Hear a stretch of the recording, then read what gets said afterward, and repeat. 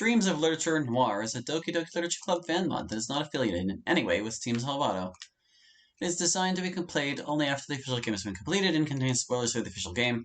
Game files for Doki Doki Literature Club are created as mod and can be downloaded for free at that place or on Steam. By playing Dreams of Literature Noir, you agree that you have completed Doki Doki Literature Club and accept any of the spoilers contained within. I agree. Ooh. Listen to that sound. Not my control stick, but sound in game. Which you probably couldn't hear very well. The control stick was probably louder. Various artists. This game is an unofficial playing event affiliated with Team Salvato. Dreams of Literature Noir. Wow. Fancy. Oh god. The static. Can I grab that text button thingy? There you go. Let's speed up. And auto forward up, even though I never use auto. And we're going to increase the volume. I can't do this today, my god. Alright, let's a new game. Like always, I'm going in blind. No idea what I'm in for. My name's Hallie. Let's begin. My mind, an endless cascade of darkness, and yet somehow I thought I'd find solace in my dreams.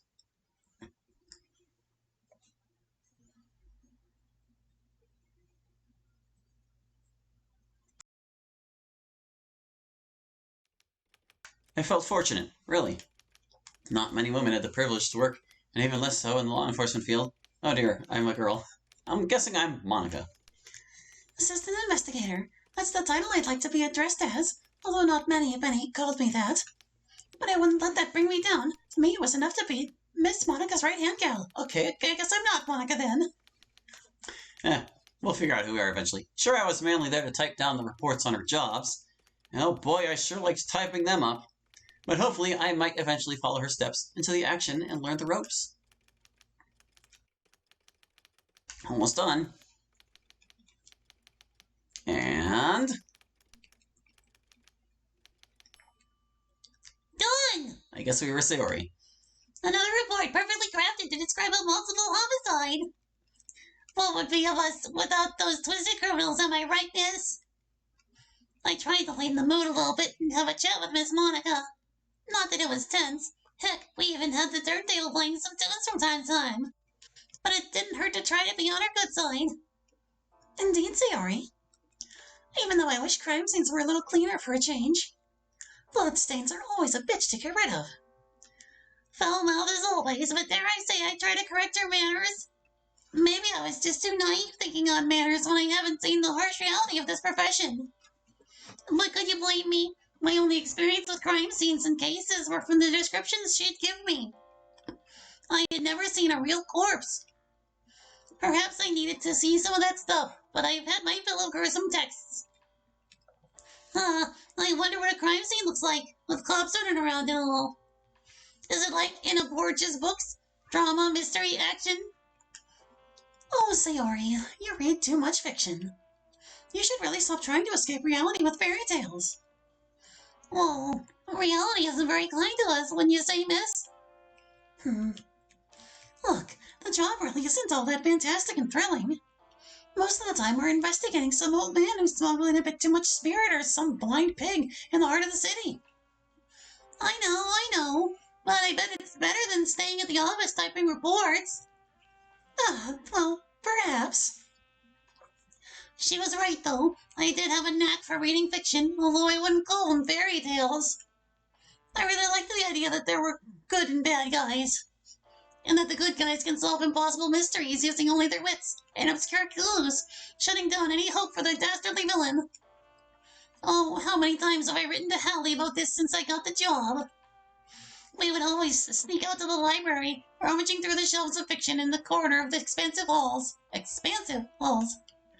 When I got hired by Miss Monika, we would chuckle about how I seemed to be living out all those cop capers we would read.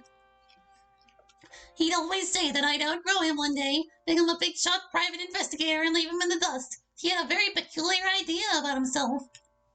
Said he wasn't going to amount to much and he liked it that way. Eventually I convinced him that I would never outgrow him and we promised to always write to each other and stay in contact.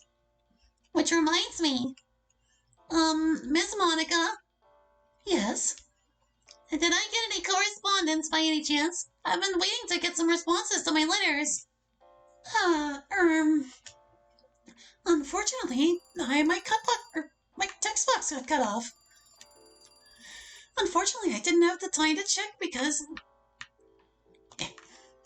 Would you look at that? It seems that a new case beckons. Picking up the blower, she rested her laurels on her crowded desk as if it was some social call. Always so relaxed in the face of these horrible crimes, like a man being thrown in the river is just another Tuesday for her. So confident and assertive that she's gained the respect of all the bulls she met. A looker like her, she makes the men around her swoon, yet not dare to make a move. All right, rookie, I think you can come with me this time. It's a simple task. Or a simple case, rather. Huh? That got me by surprise. Sure, I was wondering when I'd get to see some action, but all of a sudden... I did my best to keep my excitement at bay. Heck yeah! I mean, yes, sir, lady, woman. Ma'am, I meant ma'am. I failed. I'm glad you showed me your excitement, lass. But hurry up, we have no time to waste. The longer we take, the less we make. Aren't we paid by the hour? We're paid by every solve, so we better solve this quickly. Mouth is to feed and all that. Right. Lightning fast, she grabbed her Borzolino and made her way out, barely giving me time to keep up. The city at night is another character. You'd expect it to be rather calm and relaxing, but when you look at the lonely faint lights illuminating the darkest alleys, your mind begins to race.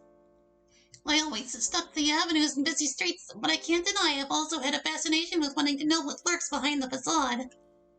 What mysteries could it be hiding? What darkness lurks in the loneliest corners? And now I found my opportunity to see just that. So, what's the case, boss? Well, nothing particularly interesting. Something up the slums near the industrial district. Apparently a body washed ashore on the riverbank. So the police wouldn't want to bother with a poor sod's finale. Do we have any clues on what happened? Clues? No, we're just going to take a look and write down notes on what we see. Basic survey, nothing more. You think this might be a murder? Please.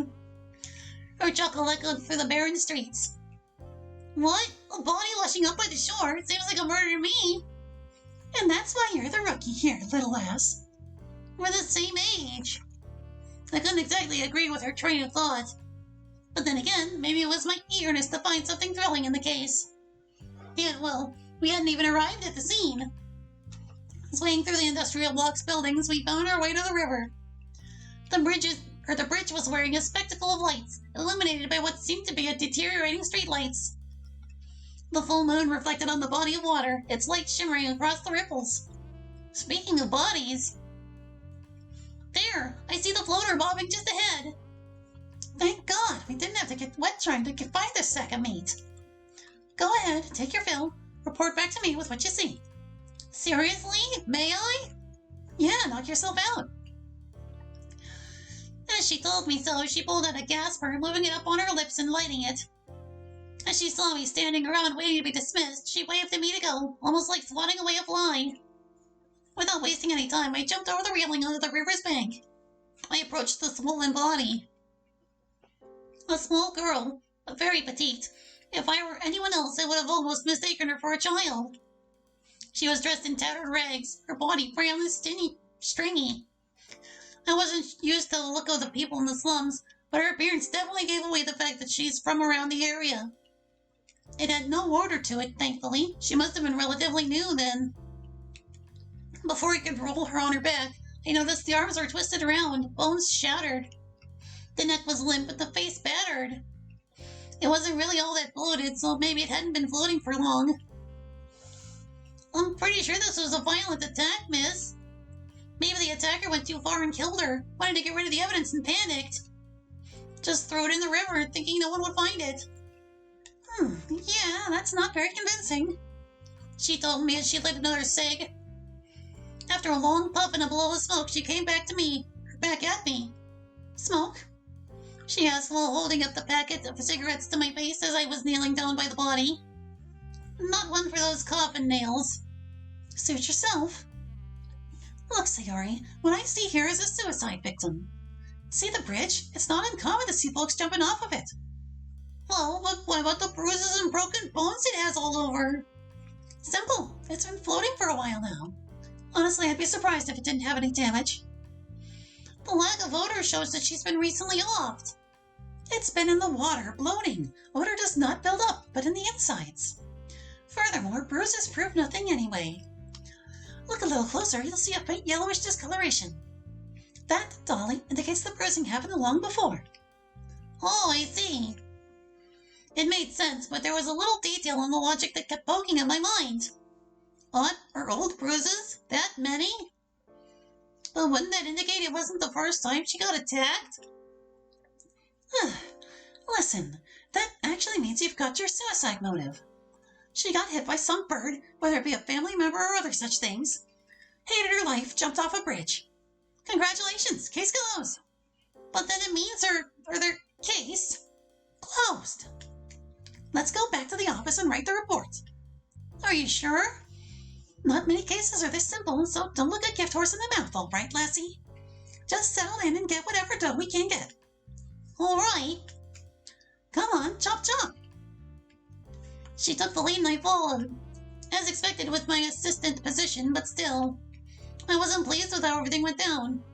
My every suggestion was shut down because she knew better. I wouldn't call it anger, but a heavy disappointment is what I felt.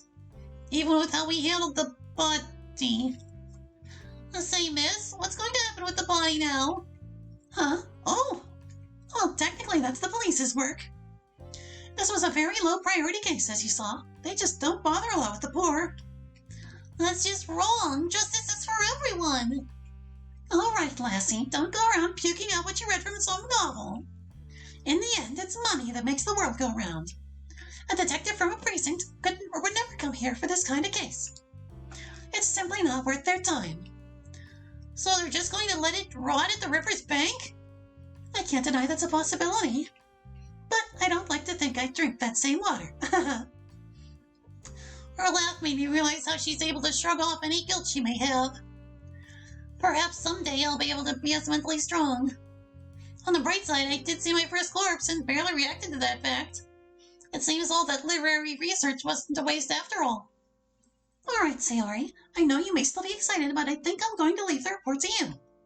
It's been a long night, so maybe you would want to leave it for tomorrow. Are you not coming in, miss? Nah, I'm done for tonight. We'll meet tomorrow evening. Sure thing. With a slight wave, she walked away to her apartment, leaving me at the office's door. She would let me stay at the office so I could use it to sleep at night and avoid renting. I was very grateful for that. Money wasn't easy to come by during these trying times. Even though I was about to collapse, I still had to write a letter for Hallie. He would want to hear all about the events of the day. In the morning, I could go to the post office and drop off the letter. So I began my report. I couldn't help but let out a small giggle. Oh, boy. The little box is getting cut off. Dearest, today's correspondence is dated Friday, the 1st of April. The last message received was dated Wednesday, the 27th of January. I formally inform you that I have seen my first corpse. Fortunately, I beat you to it. It would have been a shame if one of our kin had passed while I was away from home. Honestly, I thought it was going to be like we always imagined. An intricate case with millions of clues to follow, bad guys to track down. But reality struck me a little hard today, and apparently we don't get to investigate much in this investigation job. The victim in this case was a small, framed female, whose corpse was found floating in the river.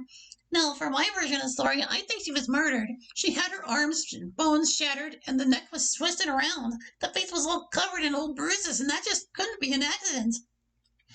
Despite what I saw and thought, Miss Monika came to the conclusion that it was a suicide, without further investigation. Can you believe that? But like I said, in reality it all came down to time invested in money issues. We had other cases, and to her, this was an open and shut case. No fun allowed. I hope things are progressing more smoothly with you, and I can't wait to hear from you again. I miss you so much. With love, Sayori. I always thought it was cute how we would treat them like official reports. We even figured out a format. It kept the constant letters entertaining. I neatly folded the letter into 4 squares, placing it into an envelope to send it the next morning.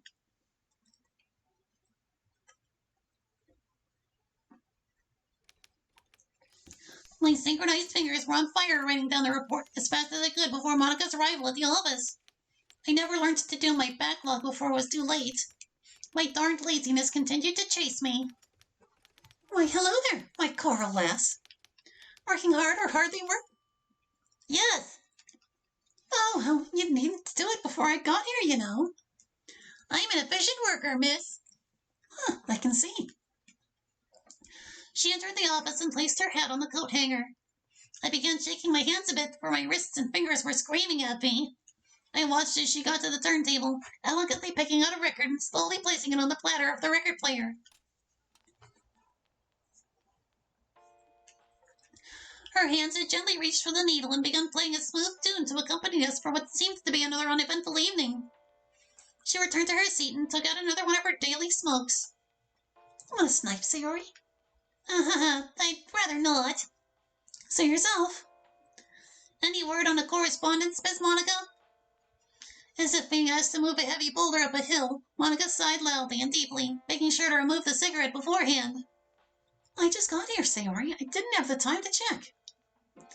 Well, if you're tired, miss, I could check for you. Don't you dare! Her sudden response sent a shiver down my spine, elevating my heartbeat. Needless to say, I was caught off guard. Even though she hasn't been the gentlest soul, I'd never seen Monika be so aggressive before. It seems that you forgot that my personal mail is delivered here as well. I told you before that I didn't get any for you, and that surely remains to be the case. Do not bring up going through my stuff again. So sorry, miss. I thought... Clearly not enough. So much for being an investigator. Her words struck me deeply. I felt like a kid who didn't know how to behave, and I was being spoken to like one as well. My gaze found itself guided to the floor. I'm sorry, Sayori. It's the stress. I shouldn't have reacted that way. I brought my head up again. It's all right, miss. I understand. Atta girl. Right on cue. Hopefully we have a new case in our hands. It'll be a good opportunity to train you up, don't you think? With a smile and a quick wink, she turned to attend to the call. What just happened had me confused. A sudden whiplash of emotions, as if Monika had an entire other person residing within her. But if she was going to take me to another case, maybe it wasn't all that bad. And perhaps this time I could prove myself. As she finished her talk, she took a moment and looked at me. Well, it seems we've got a hot one on our hands. Really, miss? Yes, come on now, grab your coat and I'll brief you while we walk. I don't have a coat. Oh, well, shake a leg. Without saying anything further, she grabbed her hat and took off, and I wasn't far behind.